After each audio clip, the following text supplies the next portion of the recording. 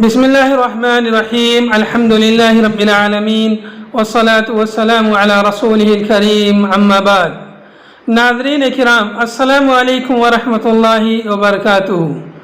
آج میں آپ کی خدمت میں کتاب نعمت المنان مجموع فتاوی فضیلت الدکتور فضل الرحمن المدنی رحمہ اللہ سے ایک اہم مسئلہ اعتکاف کے تعلق سے لے کر حاضر ہوا ہوں۔ مسئلہ ہے کہ کسی کو پیسے دے کر اعتکاف میں بٹھانے کا کیا حکم ہے۔ استاد محترم ڈاکٹر فضل الرحمن المدنی رحمہ اللہ سے سوال کیا گیا کہ کیا اعتکاف سنت کفایہ ہے یا فرض کفایہ، اور اگر محلے کا کوئی بھی شخص اعتکاف میں نہ بیٹھے تو سب گنہگار یا تارک سنت ہوں گے۔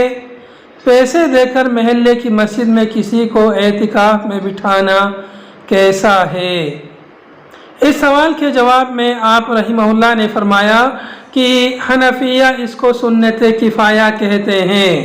ان کے نزدیک اگر محلے کی مسجد میں ایک شخص بھی اعتکاف میں بیٹھے تو سب کی طرف سے کفایت کرے گا، اور کوئی بھی اعتکاف میں نہیں بیٹھا تو سب تارک سنت ہوں گے۔ اس واسطے بعض جگہ ترک سنت کے اس واسطے بعض جگہ لوگ پیسے دے کر کسی نہ کسی کو ضرور اعتکاف میں بٹھاتے ہیں تاکہ سنت کفایہ ادا ہو جائے اور سب لوگ ترک سنت کے وبال سے بچ جائیں، مگر احادیث سے اس کے فرض کفایہ یا سنت کفایہ ہونے کا ثبوت نہیں۔ اس واسطے اس کو صرف مستحب اور فضیلت والا عمل سمجھنا چاہیے۔ پیسے دے کر کسی کو اعتکاف میں بٹھانا ثابت نہیں۔ عبادات خالصتاً لوجہ اللہ